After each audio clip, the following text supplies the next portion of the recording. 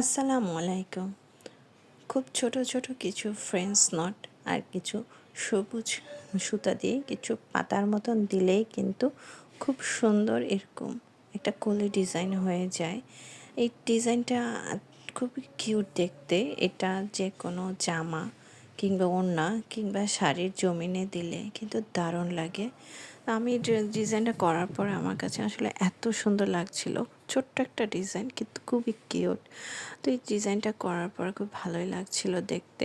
আর এখানে আমি হলুদ কালারের যে ফ্রেঞ্চ নটটা দিয়েছিলাম সেটা একটা সুতা দিয়ে দিয়েছি, সাথে লাচ্ছি সুতা।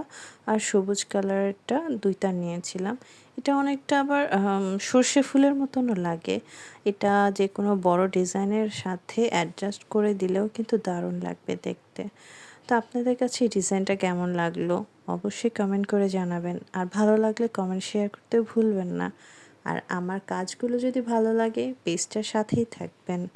ধন্যবাদ।